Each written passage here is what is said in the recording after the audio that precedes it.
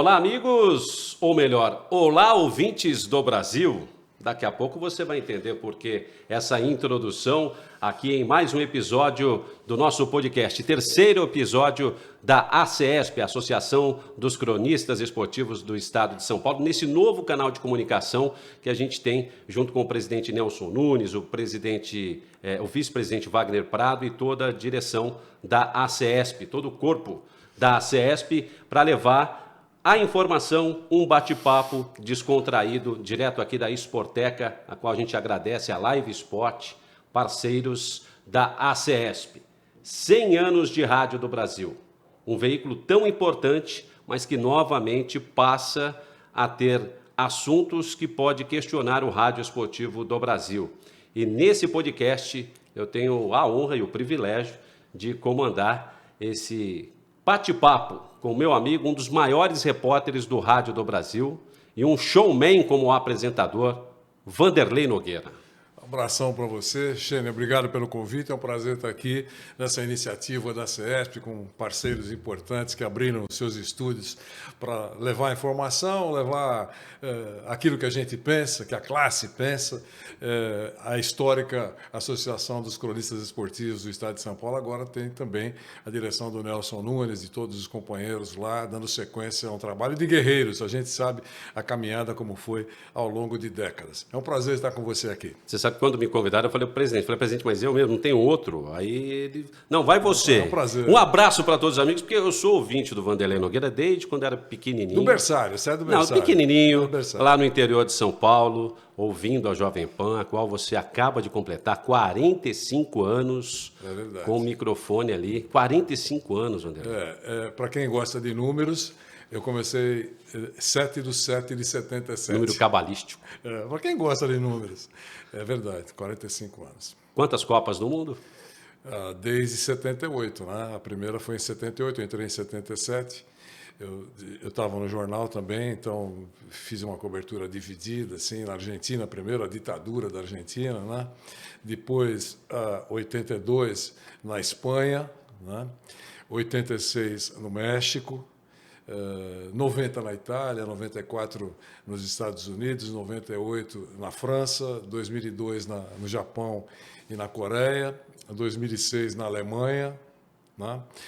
Na África eu fiquei em São Paulo coordenando, porque você sabe que é um mega trabalho. Mas trabalhou também. Muito, coordenar é muito mais trabalhoso às vezes do que reportar. Muito, né? Porque são toda a Copa.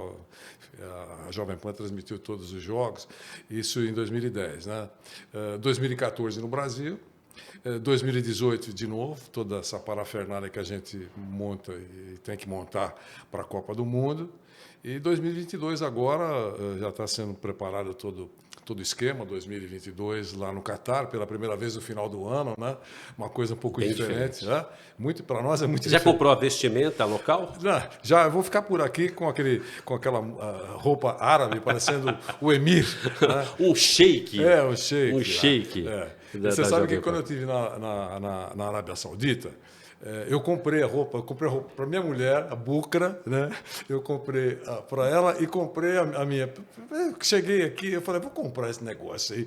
Estava lá, entrei numa loja para comprar. Aliás, foi uma dificuldade, porque eles rezam várias vezes, oram, né? Várias vezes por dia. Na hora que eu estava comprando, chegou a hora, começou a tocar um negócio lá, as mesquitas e tal, o cara me meteu para fora. Agora não. Agora não. E eu fiquei lá esperando, aí terminou a oração, ele abriu a porta, eu voltei para concluir a compra e tirei até uma foto, depois eu mando para você. Muito engraçado, eu fiquei uma cara de árabe, foi muito legal. Aí a minha mulher falou assim, você vai ficar sexy. Põe esse negócio aí, só os olhos aparecendo. Tá vendo? O pedido não pode ser negado. Ficou muito legal. Foi uma viagem muito interessante. O Vanderlei Nogueira é jubilado da CESP. Eu contei mais de 10, entre repórter e apresentador. Essa trajetória. Primeiro troféu, pelo menos eu olhei lá, não sei se estava errado, foi em 1994? Eu não lembro, Xane, perdão. Então, mas foram muitos. Dessa trajetória de 45 anos só de Rádio Jovem Pan, qual o fato mais marcante? Eu sei que foram muitos, Mas, às vezes, aquele fato nacionalmente comovente, por exemplo, não é um que tem um detalhe especial dentro da sua carreira. Eu acho que você está falando de transmissões. Isso. Imagina, eu fiz mais de 3 mil jogos. Você sabe, você fez muitos e faz muitos, mas eu fiz mais de 3 mil jogos. Número mais ou menos redondo, acho que é mais que isso. Essas Copas todas, momentos alegres e momentos tristes, né? Momento de vitória, por exemplo, na Coreia e no Japão, enfim. É bom ganhar, né? Ganhar tem sabor doce, né? E também derrotas, que são inesquecíveis e às vezes apresentam momentos que você nunca mais esquece, né? Então, quando me perguntam isso, a sua pergunta foi oportuna, eu falo, olha, é muito fácil falar de vitórias e tal. O que vem à minha cabeça, assim? Por exemplo, a Copa do Mundo no México, que o Brasil tinha a seleção brasileira queridinha do país. Depois os mexicanos, a seleção que o país era apaixonado, o mexicano era apaixonado, era a seleção brasileira em função de 1970, aquela coisa toda, a Copa do Mundo de 70, que o Brasil foi campeão, com Pelé, aquela coisa. E criou aquela ligação entre México e Brasil, entre o futebol brasileiro e os mexicanos. Então, eu lembro bem, fala um fato diferente, em poucos momentos as coisas mudaram. Eu falei, olha, rapidinho, vou contar para vocês, e conto para você, Xene, e para todos os nossos amigos aí, a chegada da seleção brasileira para disputar o último jogo que ela fez lá, antes de ser eliminada. A França. Então, ela chegou lá no estádio de Guadalajara, né? Chegou com uma grande estrela. O ônibus era um ônibus prateado, né? Prateado, número 9, eu lembro bem, e que veio com 2 batedores à frente, 2 batedores atrás, 2 carros policiais à frente, 2 carros policiais atrás, helicóptero, aquele escândalo, o ônibus chegando lá na área de desembarque do estádio. Desceram os astros, tá certo? E então uma multidão lá de fora com bandeiras mexicanas, bandeiras brasileiras e tal. Quer dizer, muito legal a chegada. Pumba, todo mundo já sabe o que aconteceu, o Brasil foi eliminado. Saída da delegação. Sumiram os carros, os 2 da frente, os 2 atrás, sumiram. Nada. Só ficaram os 2 batedores da frente e o helicóptero estava em qualquer outro lugar, menos sobrevoando aquele momento. E o pessoal chorando, sentado na calçada, abraçado com bandeira, tal, o Brasil. Um velório. Copa. Um velório. Quando eu fui para a sala de imprensa, eu encontrei lá todos os jornalistas, sabem, aquela sala de imprensa internacional, estava todo mundo lá, tinha um jornalista africano. E aí ele me conhecia, porque a gente estava cobrindo de seleção, ele falou, dá uma olhadinha na manchete do meu jornal. Eu li lá. O leão foi ferido, mas continua o rei. Se referindo à seleção brasileira. Então, essa é uma passagem que eu nunca mais esqueci, né, entre tantas outras. E só para fechar em cima da sua pergunta, tem a de 90, que a seleção não foi nada bem, né, foi aquela Argentina. Aquela fumaça Canige. toda, né, não agradou, aquela briga dos jogadores com a CBF, pagamento de prêmios. Bom, tudo que tinha que acontecer, né? O técnico era o Sebastião Lazzaroni, né? Mas foi uma Copa, para quem gosta, o país curtiu muito a Copa, gastronomia italiana, música italiana, enfim, a Itália curtiu muito a competição, né? Então fervia, né? Porque imagine verão na Europa, então fervia. Juntou a fome com a vontade de comer, literalmente. E a gente rodou muito pela Itália, né? Aliás, eu brinquei com o Nelson e com o Nelson Nunes, com os companheiros. Foi lá que surgiu a frase, porque o Brasil ficou em Asti, né?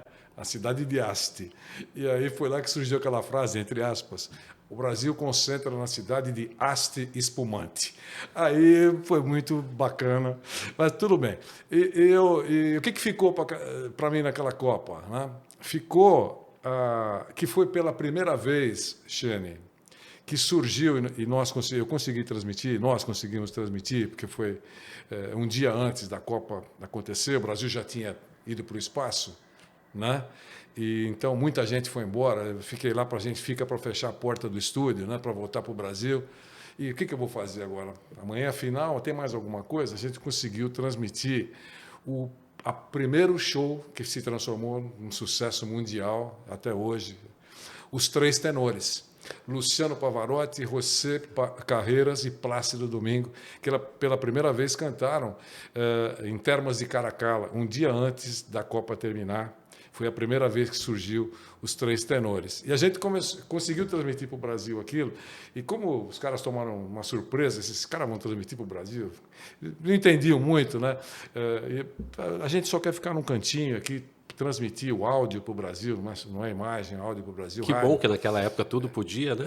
Sem restrições. Né? Você podia sentar num cantinho lá, os caras autorizaram, e acho que ficaram com dó, ou compreenderam que seria muito legal, e me deram o programa, né? E eu com aquela voz de conteúdo, e agora Luciano Pavarotti canta Nessun Dorma. Um apresentador do evento. Para o rádio aqui, eu estava apresentando o show das Termas de Caracala. Foi muito legal. Essas coisas marcam muito, né? Eu acho que marca mais o bastidor. Você sabe disso. Sim, Aqueles sim. que nos acompanham sabem que eu estou falando a verdade. A delícia é o bastidor. A outra parte todo mundo conhece, todo mundo vê, mas o bastidor é realmente você tá lá, delicioso. É claro que você vai sentir a eliminação de uma seleção, mas a vida que segue literalmente ali. O mundo não acabou. Não acabou. Nem para os jogadores e nem para os jornalistas. Os fatos acontecem. A gente quer ganhar, é ótimo. Você pensou transmitir a conquista do Brasil na Ásia? É ótimo. Cresce todo mundo, você está curtindo, quem está ouvindo curte. É muito bom. Vencer é uma delícia quando você está fazendo uma transmissão. Mas a derrota é importante. A gente trabalha com rádio, agora com imagem também, mas a gente trabalha com rádio, trabalhamos a maior parte do tempo da nossa vida, aliás, todo mundo com rádio. Agora que chegou essa outra... O novo aparelho de rádio é esse aqui. Então. Você leva para onde era quiser. só áudio. Então, a impressão vocal é muito importante. Você leva aquilo que está acontecendo, a saída do derrotado, o momento da derrota. Eu, nessa longa carreira que você citou, eu tive a oportunidade de fazer muita coisa. Terremoto no México, fiz terremoto, fiz vulcão, erupção na Colômbia, fiz enterro de presidente, carnavais, 30 carnavais, São Silvestre pela noite, que era o grande charme. Que era muito gostoso. João da Mata. Eu lembro eu criança vendo o João da Mata. Então, o João da Mata e o primeiro brasileiro a ganhar, José João da Silva. Zé João, né? Que foi um brasileiro importante. Hoje é um homem de negócios e tal, faz eventos, já que você citou. A memória afetiva. Você fala São Silvestre, eu lembro do Vanderlei. Juro para você, desde criança. E lembro do João da Mata, que eu morava perto do Eduardo Prado, era uma passagem da corrida ali, à noite. Xene, isso foi emocionante. Você imagina o que é isso? Existiam 2 carros na rua, devido agora nessa fase de corridas durante o dia. A Rede Globo transmitindo e, por tradição, ao lado da Rede Globo, o carro da Jovem Pan e eu pendurado na ponta para narrar junto, né? Mas isso, tudo bem. Antes, era uma cobertura só de rádio, à noite. Ninguém tinha condição de fazer imagem. Às vezes abriam as câmeras. Era muito perto do Réveillon. Não, e abriam as câmeras, mas não tinha iluminação. De longe, mostrava. E também não tinha a condição técnica para fazer o link mesmo, acompanhar a corrida inteira. Então, colocavam câmeras em pontos estratégicos. Brigadeiro Luiz Antônio, uma câmera fixa. Como tem de trânsito hoje. Isso. Fica paradinha. Isso. Agora não, agora você mostra o segundo a segundo. E o carro, eu transmitia. Então, o Zé João da Silva falou comigo mês passado, que ele está escrevendo uma história dele. Você pode contar só aquele episódiozinho? Eu falei, posso. Ele estava... Portugal tinha um grande campeão, chamado Carlos Lopes. Carlos Lopes foi campeão olímpico e foi campeão olímpico, campeão mundial nesse percurso. Veio correr a São Silvestre, à noite. E aí, a São Silvestre subia a Consolação. Hoje desce. Hoje desce. Antigamente aliás, nem era desce, outro percurso. Hoje já muda, entra no túnel, mudou, não importa. Mas naquele momento subia a Consolação, entrava na Paulista e da Consolação até a porta da Fundação Casper Libero são 600 metros. Então, quem virava... Sprint final. Quem virava na frente, muito provavelmente, se não sofresse nada, completava e ganhava a prova. Então, subindo a Consolação, os dois juntos, eu narrando. Atenção, em cima do carro, um holofote. O holofote só pegava, é lógico, é um holofote, só pegava o primeiro ou quem está do lado do primeiro. A luz, os outros todos ficavam perdidos no escuro. Você não sabia quem estava chegando porque não tinha visibilidade. Então, só o holofote iluminava. O Xene em primeiro lugar e o Vanderlei do lado dele. E você ali, no primeiro colocado, na reta final. Narrando, está acontecendo isso, está acontecendo aquilo.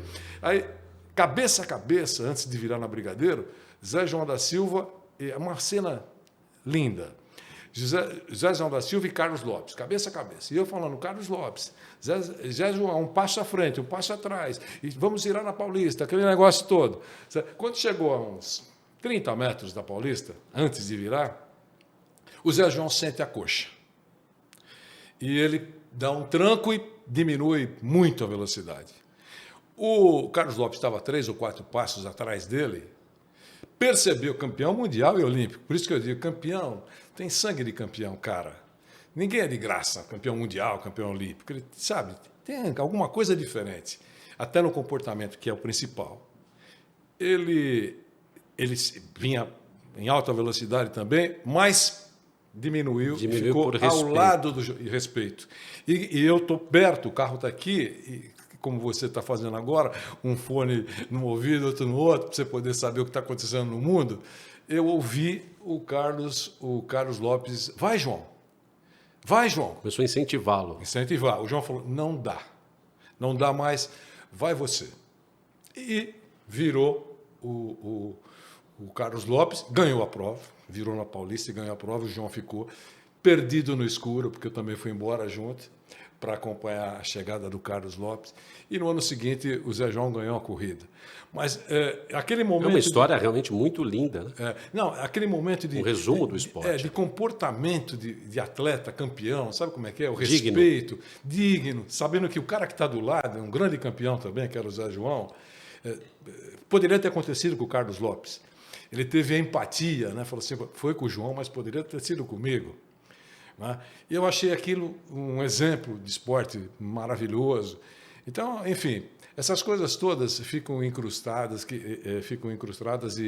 e transformam toda essa história, para mim, com muito orgulho e herança. Ele vai estar no livro, com certeza. Vanderlei Nogueira, ele começou a falar das trajetórias, dos episódios de bastidores marcantes na carreira dele. Mais de 50 anos, só 45 de Jovem Pan na carreira.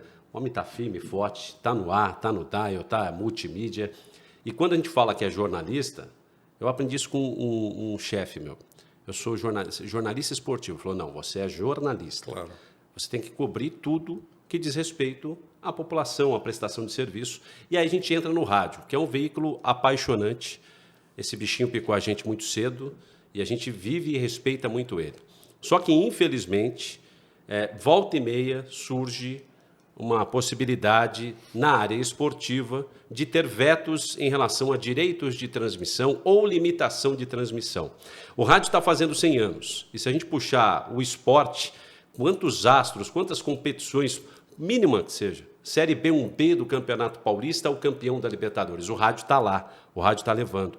E tem hoje senadores, deputados querendo, de uma forma ou de outra, vetar o direito de transmissão, ter que pagar o rádio. Como que você vê isso novamente, que volta e meia aparece essa censura ou uma tentativa de fazer com que o rádio, que está capengando, infelizmente, né, com verbas publicitárias para sobreviver, nesses 100 anos, passe a pagar para transmitir um jogo para o rádio? Como que você resume tudo isso, Vanderlei? Xene, talvez quando alguém, não agora, né, mas estiver ouvindo, né, ou assistindo o podcast, esse assunto já tenha sido superado, ultrapassado. Contra ou a favor, não interessa. Porque agora, assim que a atividade parlamentar for restabelecida, o Senado vai discutir se vai prosperar essa ideia ou não. Pela Câmara, a Câmara passou.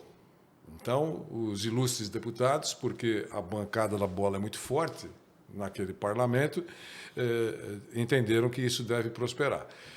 A chance é que, no Senado, um grupo mais lúcido entenda que isso não é bom, nada bom, e vete. Tomara que isso efetivamente aconteça. E quando alguém um pouquinho mais para frente estiver acompanhando... Mas passa um tempo, volta de novo esse bumerangue. Então, mas isso não é novidade. Todas as vezes que podem, o grupo de parlamentares próximos de dirigentes esportivos, de cartolas, apresentam um projeto. Isso vem se arrastando sempre. E aí sempre fica um ambiente de muito temor, porque muitas emissoras, a imensa maioria, não teria condições de suportar isso. Não é? Que valor você vai cobrar? Qual é o valor que vai ser cobrado? Que tipo de negócio? Vamos cobrar quanto para a Rádio Nogueira, lá do Amazonas? E quanto para a Rádio Nogueira 1 de São Paulo? Como é que vai ficar isso? Que tipo de critério você vai adotar? Ou será, de acordo com a linha editorial? A Rádio Nogueira 1 faz uma cobertura doce. A Rádio Nogueira 2 faz uma cobertura um pouco mais crítica. Então, na hora de vender o meu produto, para o doce eu tenho um preço, para o crítico eu tenho outro preço.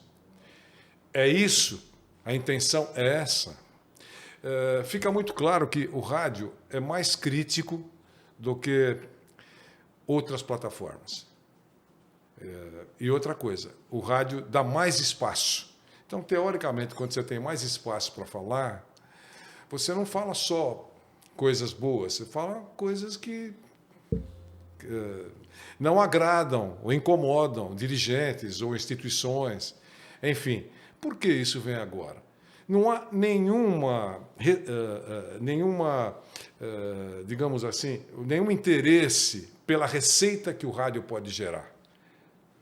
Vai ser uma gota d'água em cima de tudo que as equipes, nós estamos falando de Série A e B, né? Uhum. Tudo aquilo que eles podem faturar, nós estamos falando de uma gota d'água. Não é esse. Para os clubes é mínimo. Não, para ninguém. Não significa nada em relação àquilo que eles faturam. Por que eles querem, entre aspas... Mas para a rádio, esse valor mínimo... Isso, para eles, é uma migalha. Para algumas rádios, pode inviabilizar a compra do direito. As menores, muito possivelmente, isso vai acontecer. Você não pode nem áudio, se você não puder nem áudio, o que vai fazer esse pessoal todo? Vai fazer o quê? Debates? Opiniões? Sim, mas... O gostoso é o gol. Mas seria bom. Outra coisa, nem todo mundo pode ter a imagem. O Brasil é enorme, existem regiões, eu não estou defendendo, você está falando, mas aqui não acontece. Sim, mas eu estou em São Paulo, mas eu tenho que ter uma visão ampla. Eu sei que nem todo mundo conta com a imagem. O rádio é extremamente importante, é muito informativo, presta serviços, começa horas antes de uma transmissão, valorizando ou não, dependendo do espetáculo. Né? Ou querem que mesmo quando uma partida for muito fraca, você diga que foi uma obra de arte. Então tem tudo isso. Eu acho que isso não vai prosperar. Espero que isso seja derrubado pelo Senado, porque, de novo, né, parlamentares turbinados por dirigentes apresentam a proposta. Lembrando que é um ano de eleição e todo eleitor tem que se lembrar, pelo menos, em quem votou na última eleição. E para deputado e senador é um pouco mais difícil. Aliás, o relator, que é pernambucano, o relator na Câmara dos Deputados, sentiu de perto a repercussão. Porque os amigos nordestinos e os nortistas que estão mais próximos mostraram para ele toda a repercussão negativa. Não é? Mas foi aprovado. É óbvio que essa repercussão negativa chegou ao Senado. Onde temos ex-colegas jornalistas, radialistas, ex-jogadores de futebol, que eu entendo e torço para que eles compreendam o que isso pode significar. É o que se espera. Vanderlei Nogueira, vamos para a parte 2, ainda falando desse rádio esportivo, rádio 100 anos no Brasil. Qual foi o descobridor do rádio? Um padre brasileiro. Mas, assim como Santos Dumont, a história é outra. Há divergências, né? Uma briga eterna. A história é outra. Mas vamos deixar esse assunto polêmico para uma outra oportunidade. Landel de Moura. Landel de Moura. Mas vamos deixar junto, na estante, como gosta Vanderlei de Moura, junto com Santos Dumont, o pai da aviação. Porém, na teoria foi bonito, na prática é outra história. Direitos de transmissão ainda. Quando a gente tem uma empresa que detém os direitos de uma determinada competição. Comebol, por exemplo, Libertadores Sul-Americana. É um roteiro que você fala, nossa, é a FIFA, é um evento FIFA. Você não pode atrasar 1 milímetro aqui, agora está tudo organizado, temos música. Se você não cumpre, há uma multa pesada para o clube. Mas você não pode fazer absolutamente nada. No estádio, ela é dona do estádio naquele momento, assim como a FIFA. Então, o rádio, por exemplo, não pode mostrar hoje o que é comum nas emissoras. A imagem do narrador, do comentarista, quem estiver, não pode. É só capa. Aí nós temos a detentora do Campeonato Brasileiro, partindo, agora a coletiva é só nossa. Agora zona mista é só nossa. Criando algumas restrições. Essas restrições de quem detém os direitos, está certo, liberando para todo mundo, mas conforme ela impõe. Xane, seguem a linha, utilizam esse argumento, né? Seguem a linha da FIFA. A FIFA, na Copa do Mundo, é o exemplo da FIFA, pronto, que é o território FIFA. No território FIFA, que eu tive que enfrentar em 2002, porque a Jovem Pan não comprou os direitos de transmissão, então faz 20 anos eu senti de perto isso, né? Nas outras vezes nunca eu senti o drama, né? Que não é ter os direitos comprados e como é que é a vida sem os direitos comprados. Outros já tinham sentido isso, né? O saudoso é o resort. Exato. O saudoso Eli Coimbra, por exemplo, quando a Record cobriu a Copa, mas não tinha os direitos, né? Ele tinha que ficar a quase 1 quilômetro na França e contou com a sensibilidade do Zagallo, que terminava o treino na França e caminhava quase 1 quilômetro, por isso que eu respeito muito o Zagallo, e o jornalista todo deve respeitar o Zagallo. Ele saía, ia na tenda, onde estava embaixo da tenda, o nosso querido Eli Coimbra. Que, aliás, puxadinho. Um puxadinho, que aliás é o nome do troféu entregue aos repórteres, né? E ele estava lá sozinho, porque não podia invadir, chegar perto da área de treinamento. Jogo nem pensar. Da área de treinamento da seleção brasileira, lá ia o Zagallo, para não deixar o Eli sem informação e os telespectadores da Record dar entrevista para o Eli. Então, eu vivi isso em 2020 também. Mas essa é o território FIFA, é isso que é acordado. Mas, na nossa vida, nós vivemos num outro continente, num outro país, uma outra cultura. Levar a ferro e fogo não é legal. São outras coisas, você tem que avaliar onde você está vivendo. Então, aos poucos, a coisa foi chegando aqui, né? A Comebol está seguindo os passos da FIFA. A CBF alega que na FIFA também é assim, e os direitos de transmissão devem ser inteiramente preservados. E eles criaram agora, nos últimos tempos, o território direitos de transmissão. É muito difícil trabalhar para as emissoras que não têm. Isso vale também para a televisão. A televisão é importante que não tem os direitos, está sofrendo na carne. Antes dava um jeitinho, entre aspas, o puxadinho. Não transmitia a bola rolando, porque não tem os direitos. E era um rádio. Era o rádio e também a imagem, porque a imagem na porta, eu não vejo nada, eu acho legal abrindo esse leque, eu não sou contra. Eu acho que é ótimo, porque força a criatividade, você começa a criar, o que eu vou fazer? O torcedor, o personagem. Vou ouvir bater naquela mansão que fica do lado do estádio. O que a senhora faz?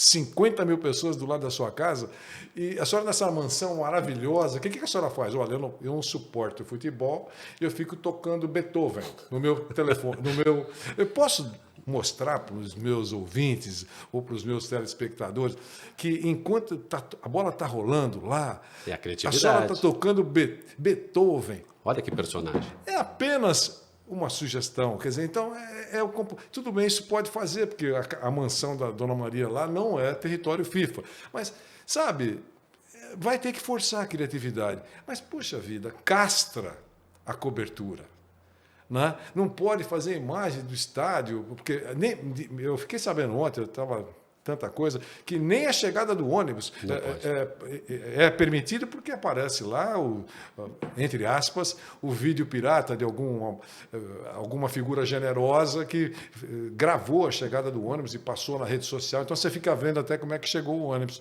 Mas emissoras profissionais não pode fazer isso, porque a chegada do ônibus também integra o direito de transmissão. Eu acho que é muito legal ter cofres suficientes para comprar os direitos. Nada contra, mas eu acho que exagerar deveria ter um pensamento um pouco mais, digamos assim, empático. Sabe? A empatia deveria estar presente em cima da mesa, sabe? Não é fechar demais. Será que alguém na reunião em que vai decidir isso, algum cérebro generoso, não poderia dizer, não é fechar demais aqui no Brasil isso? Vocês não acham? Nós não estamos em Estocolmo. Porque aí chega a pessoa responsável pelo departamento da emissora vai falar, poxa, eu não posso isso, eu não posso aquilo, eu não posso aquele outro, não preciso de 20 funcionários. Não, se isso passar, no caso dos Deixa direitos... 5. Nos direitos de transmissão, seguramente vai acontecer um enxugamento... Mas isso o estagiário faz. Um enxugamento nacional, se tiver os direitos... É muito perigoso, né, Wander? Enxugamento nacional, né? Sem dúvida. E nesse caso que cerceia tanto, né?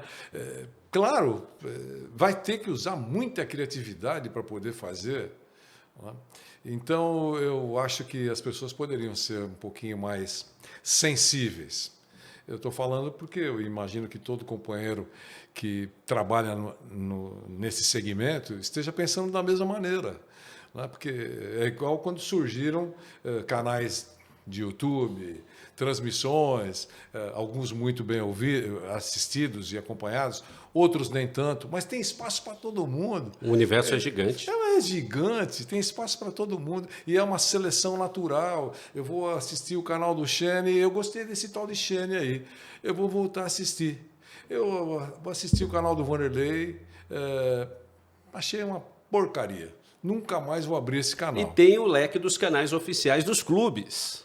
Tem lá a rádio do time de duas cores, a TV do time de duas cores, que é um mundo maravilhoso de Bob. Então, é muito Ibope, porque, claro, são torcidas com milhões de torcedores, né, e que prestigiam os veículos do clube. Eu acho também legal, porque tem clubes que fazem aí, usam a TV do clube e fazem uma cobertura... Lá os jogadores falam. Isso, e profissa. Mas, então, lá eles falam, quer dizer, raramente um repórter de outra emissora, de rádio ou até mesmo de televisão, consegue uma entrevista exclusiva, com aquele conforto todo oferecido quando o personagem dá entrevista para o canal do clube. E é muito doce a entrevista, né? Suave. Mas é uma concorrência desleal. Eu não sei, eu imagino, se eu tivesse dentro do clube, fazendo a televisão do clube, eu também teria toda essa abertura. Nada contra, que façam. Eu só acho que deveria ter um certo equilíbrio. Também aqueles que não têm todo esse acesso, que não têm tantas portas abertas, deveriam ter pelo menos algumas portinhas abertas, né? A vinheta de abertura são pombas de duas cores, três cores. Então, eu acho isso. Eu acho que poderia ter uma certa abertura mais sensível. Acho que todo mundo ganharia com isso, né? Porque a informação é boa, sem limitar o senso crítico. Eu acho que o torcedor lúcido, aquele que quer ser bem informado, ele quer saber das coisas boas, claro, e das coisas não muito boas, que incomodam a cartolagem, especialmente a cartolagem, se incomoda. Né? É igual político. Né? Político, enquanto não é incomodado, ele está feliz. Você é o meu exemplo é o rádio agora. O meu porta-voz preferido. Né? É o meu porta-voz de estimação. Descobriram a vírgula do porta-voz. Quando você incomoda, é porque é melhor deixar você afastado. Se eu não puder acabar com a sua carreira, por exemplo, eu vou tentar fazer com que você fique distante. Pronto. Vai para a sucursal em Roraima. Eu vou diminuir a sua intensidade de informação. Distante. É isso aí. Vanderlei, eu me recordei aqui você contando brilhantemente essas histórias. Quando a gente conseguia fazer aquela entrevista no campo, a época saudosa, a gente conversava com o treinador, com o jogador, a hora que a gente queria, dentro do clube, com a ajuda dos colegas. Claro. Era um mundo muito legal, que infelizmente não existe e eu acho que não vai existir mais. Qual a grande entrevista que você fez fora daquele universo de sala de imprensa, às vezes por acaso, um bar da Torre ali no Parque São Jorge... numa avenida você encontrou um personagem, você citou a senhora que tocava Beethoven, né? Um exemplo, numa área FIFA. Isso é verdade. Eu transmiti isso. Esse foi um grande exemplo. Quando eu entrei na Jovem Pan como terceiro repórter. Eu tinha que ficar no Você rebolou. Eu tinha que ficar no lado externo. Eu entrei como repórter, eu era o terceiro repórter, depois aí as coisas mudaram, mas eu era o terceiro repórter e aí eu coloquei piano no ar, exatamente, eu dei esse exemplo, porque aconteceu... Ainda bem que não era um tango, que era a Copa da Argentina. Não, era Beethoven mesmo. E o Silvério era o narrador. Então, realmente, eu fiz isso. Mas, então, tá bom, a gente vai criando e faz. Xane, eu trabalhei 12 anos na Gazeta Esportiva. Eu era o repórter especial da Gazeta Esportiva, um dos repórteres especiais da Gazeta Esportiva, e fiquei 12 anos fazendo a última página da Gazeta Esportiva. Né? Eu até brinco, né?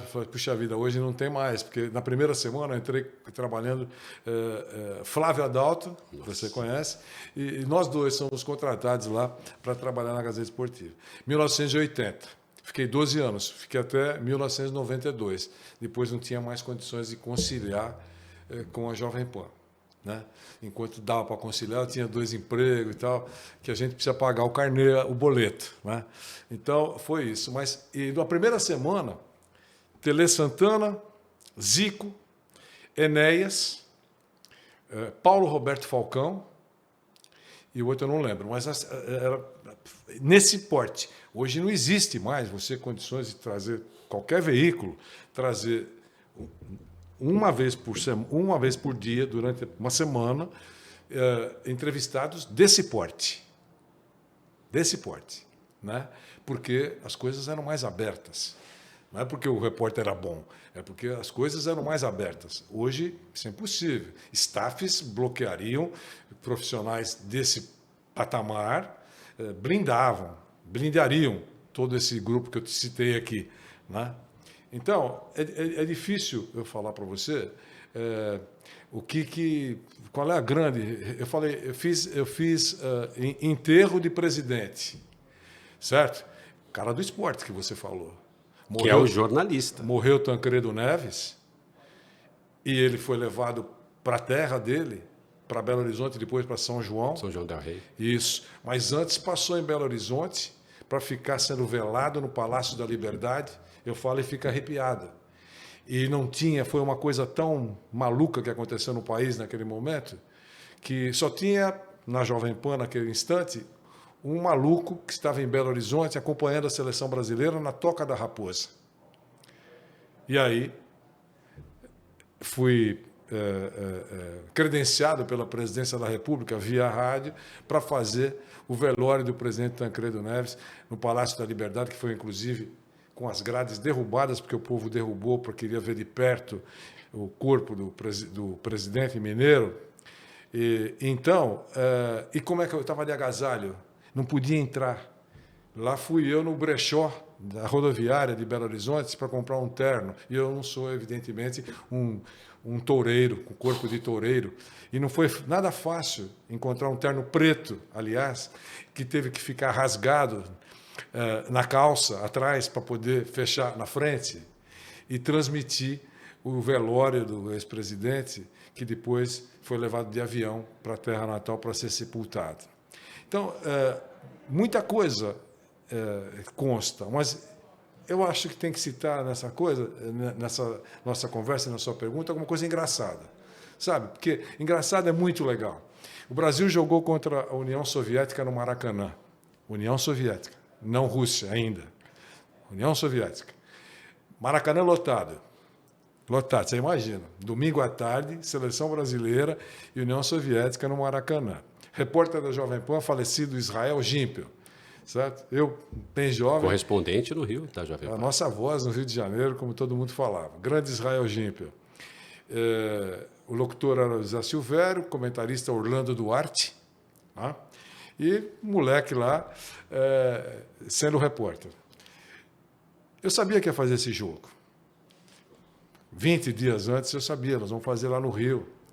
O que eu fiz? Falei, o que eu vou fazer, cara? Tem que fazer alguma coisa diferente e engraçada, não? Encontrei aqui um restaurante com um dono russo. Eu pedi que ele me ensinasse 3 perguntas em russo, que eu queria fazer só. Não interessa, traduzir, dane-se. Eu quero só fazer certinho. A pergunta. 3 só 3. Sério. Em russo. Em russo. Passei 10 dias com o cara me ensinando. Eu esqueci, né? Alguma coisa eu lembro. Então, me ensinando, até que eu achei que eu estava... Falei, se eu falar assim, o senhor entende? O cara era russo, né? Falava português. Falei, se eu falar exatamente como eu estou falando, o senhor me ensinou. O senhor entende o que eu estou perguntando? Sim, entende. É verdade, não quero passar vergonha. Fiquei treinando. Aí ia para casa, Xane, e treinava. Eu imagino. Eu escrevia como se falava, né? Como se aportuguesava o russo. Tipo, não tem nada de... Cheio de consoante. Falando isso, né, gravava, ouvia. Só 3 perguntinhas em russo, né? Bom, dia do jogo. Falei para ninguém. Dia do jogo, transmissão, atenção, entra a seleção brasileira e entra a seleção da União Soviética. Ele falou, camisa vermelha. Aquele negócio, o que aconteceu? A seleção brasileira, com os repórteres podendo entrar em campo, bons tempos, coisa maravilhosa. A seleção brasileira de um lado do campo, batendo bola, porque vai começar o jogo. Você sabe o que eu estou falando. Isso. E do outro lado, a seleção da União Soviética batendo bola e ninguém perto dela. Lógico, os caras russos. Quem que vai... sua cabeça as frases da pergunta. Eu não queria esquecer nada, né? Aí entramos todos no campo, todo mundo para o Brasil, eu também. Aí o Israel começou a entrevistar os jogadores brasileiros e eu comecei a caminhar rumo ao outro lado do campo. Aí o Silvério lá em cima assim, tá indo para o lado errado. Sabe, não era isso? Tá indo para o lado errado. Aí, tá vendo lá de cima, né? Aí eu vou e procuro o capitão. Você deixa ele falar aqui. Deixa eu falar que... Tá guardado na manga aqui. Como é que fala aqui no nosso aluno? Eu vou se consagrar. Aí estou caminhando e vou para o capitão russo, né? Braçadeira. Falei, meu Deus. A identificação é fácil. Agora o cara até estranhou que eu estava se aproximando, né? Estava me aproximando dele, né? Aí eu peguei, falei em russo, né? Aquela pergunta. A pergunta era, a que eu fiz, né? Como é jogar, mais ou menos isso, como é jogar no Maracanã? Coisa não inventa, faz curto e grosso. Como é jogar no Maracanã? O cara olhou para mim assim, falei, meu Deus. Quando ele olhou para mim, eu falei, meu Deus, ele não entendeu. Morri. Né? Sabe aquela parada dramática? Um segundinho só que você fala... Ele que responda agora. Mas não, ou qualquer coisa. Fala, mesmo que você não entenda, fala qualquer coisa. O cara respondeu, pá. Ele acabou de falar e eu falei assim, nem poderia ser diferente, está dizendo que é o grande sonho de todos os jogadores conhecer esse verdadeiro Traduziu, templo do russo futebol. nato. Tradução, sabe o cara...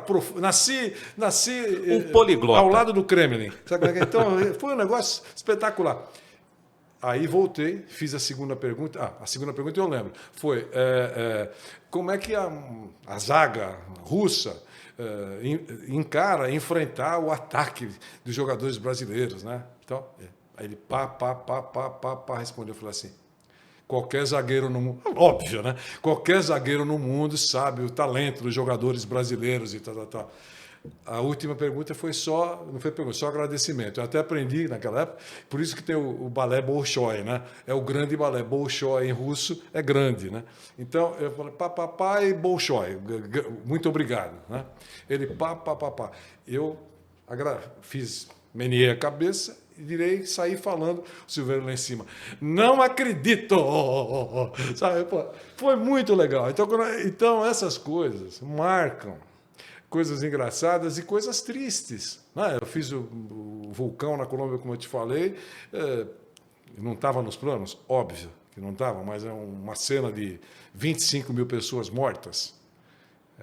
Nevado del Ruiz é o vulcão que provocou aquela erupção e matou quase uma cidade inteira. Né? O terremoto no México quase não tem Copa do Mundo no México, né? Porque um ano antes tivemos o terremoto lá que foi desesperador. O México bancou, lembrando que essa Copa não era para acontecer no México, era para acontecer na Colômbia, que por falta de grana chamou o Avelange e desistiu. Nós não temos grana para fazer. Aí, em função do Mundial de 70, com aquela história toda que já está pronto para realizar a Copa, marcaram para o México. Tudo bem, um ano antes teve o terremoto, que quase tira também a Copa do México. Então, são essas coisas, meu caro Xande. O jornalista tem que estar pronto para tudo. É isso aí. Claro que a gente gosta de ouvir essas histórias do russo, mas tem que estar pronto para as adversidades também. Perto do finalzinho do nosso podcast aqui com o Vanderlei Nogueira, qual o time que você contrataria para a Vanderlei Nogueira Rádio? Agora não pode falar M, FM, digital. A Rádio Nogueira. Não. Ao longo, não. Você tem que escalar um time. Não. Escala um time, por favor, Vanderlei. Eu trabalhei com tanta gente boa. Eu fiz dupla com o Fausto Silva. Estou te falando em repórter, com o Cândido, com o Luiz Carlos Quartarolo, brilhante. Puxa vida, eu respondi, pessoas espetaculares, comentaristas. Você viu que eu falei, citei o nome do Orlando Duarte? Sim. Olha o time de comentaristas que a gente tem. Então, aquele que você mais trabalhou, pronto. Não, o que eu mais trabalhei mais anos com o Silvério, tá certo? E muitos anos com o Nilson, agora com o Nilson, com a equipe toda, claro. A equipe da época, né? E dessa época, veja, são 45 anos. Eu trabalhei com comentaristas espetaculares, apresentadores espetaculares. Nossa, ser chamado pelo Joseval Peixoto na Coreia e no Japão, com toda aquela dificuldade de não poder de driblar a FIFA. O primeiro podcast nasceu na Copa da Coreia e do Japão. Então... Só que era outro nome. Fugir... porque eu não podia ficar no território FIFA, e conseguimos transmitir 7 entrevistas do Filipão. O Brasil jogou 7 vezes, por determinação contratual e da FIFA, o técnico tem que dar uma entrevista. Ex-jogadores, ex-treinadores, começou a surgir ali então, o que hoje... O Brasil fez 7 jogos para chegar ao título, e nós transmitimos na íntegra, as 7 entrevistas do Felipão, que, aliás, há um mês ele fez uma homenagem e alguns jornalistas contaram essas histórias. E eu participei desse encontro com ele. Mas, então, era horário, fuso horário, 7 horas da noite lá, 7 horas da manhã aqui, dentro do Jornal da Manhã. Então, ser chamado pelo Joseval, naquela dificuldade toda. Saímos do Brasil, com aquele vozeirão maravilhoso do Joseval. Saímos do Brasil e vamos à Coreia, ou vamos ao Japão, com o repórter fulano de tal. E entrava o Filipão falando as respostas todas de toda a imprensa brasileira que a gente transmitia. E às vezes eu encaixava uma pergunta, embora não tivesse direito, mas contei com todos os meus companheiros. Eu não tinha... espaço no território FIFA por esse impedimento, mas os meus companheiros todos, das emissoras todas me ajudaram, entendeu? Chegavam a gravar e mandar para mim secretamente aquela brincadeira que a gente faz, que as empresas briguem, que entrem em rota de colisão pelos seus direitos, a gente entende porque são empresas, ok, mas a gente não precisa ser inimigo nem brigar. Como foram os corredores da São Silvestre. A lealdade, exato. Mesmo que você não corra comigo, você está exato. comigo. E todos me ajudaram. Todos me ajudaram, de rádios de São Paulo e rádios do Brasil, de Porto Alegre, as grandes emissoras que estavam lá. Eles me mandavam, olha, Vanderlei, teve essa coletiva, tal, sei que você está sem nada, passa. Eu fazia a cabeça, como a gente sabe fazer, e também apresentava. Então, me ajudaram demais. Né? Isso eu não posso nunca negar. E em coletiva do Filipão, alguns eu não vou citar porque eu seria injusto citar um nome, mas alguns passavam a vez, Xene, para mim. Tipo assim, o repórter Anderson Xene tem os direitos de transmissão, vai fazer a sua pergunta. O Xene fala, obrigado, eu passo a minha vez para o Vanderlei Nogueira. Que era uma surpresa geral, até para a CBF, esse grau de solidariedade. Para eles pode ser surpresa, mas para mim não, porque eu sabia com quem eu estava me relacionando. Né? Então, eu devo muito. Fizemos um trabalho muito legal, graças à generosidade e solidariedade dos nossos companheiros que tinham direitos. E, para fechar, para fazer alguma coisa diferente, eu tinha que fazer fora do território FIFA. Imagine, o meu forte é o coreano do norte. Eu não falo muito bem o coreano do sul. Mas eu estava na Coreia do Sul, certo? E que era a época eleitoral. Então, como o Brasil ficou em Ulsan, que é a sede da Hyundai, isso, tá certo? Como aqui no Brasil, por exemplo, os candidatos vão fazer seus discursos na porta das indústrias. Então, foram fazer discursos na porta da Hyundai, tipo, vote em mim, você é mecânico, aquelas coisas todas, você sabe como é, que não pode ser muito diferente do que é no Brasil. E eles foram no carro de som. E eu tinha que fazer alguma coisa, subir no carro de som para ver o que o cara estava falando. É um dos candidatos à presidência lá da Coreia do Sul. Eu não sei o nome do cara. Eu só vou registrar aqui. Atenção, candidato, campanha eleitoral na Coreia do Sul. No estilo Vanderlei Nogueira, que é sensacional. Aí tava o cara falando no microfone, eu certo? O coreano e transmitindo para o Brasil. Deixei uns 30 segundos. Aí está aquilo que acontece também no Brasil, a porta das indústrias automobilísticas, ele pedindo voto e prometendo melhores condições de trabalho ao metalúrgico coreano. Voltamos ao Brasil. Até eu, quando desliguei, falei, meu Deus do céu. O que eu fiz? Eu vou me matar, mas aqui depois eu fiquei sabendo da repercussão, na redação, lógico, né? Os caras morreram de rir, né? Porque é o diferente. Foi muito engraçado, mas tem sido muito bom, Xene, ao longo de todos esses anos. Você, que é um dos repórteres mais longevos do rádio, acho que ao lado do Carmona e mais algum outro colega espalhado aí pelo Nordeste, que tem muita gente que fica décadas igual você, trabalhando brilhantemente, graças a Deus com saúde. Para onde que vai chegar o rádio? Não podemos falar 10 anos, daqui 5 anos. Você acha que ainda vai existir uma fórmula igual tem hoje? O que dá para pensar no rádio que está esse menino de 100 anos que está tendo uma parte digital muito intensa, uma propagação enorme?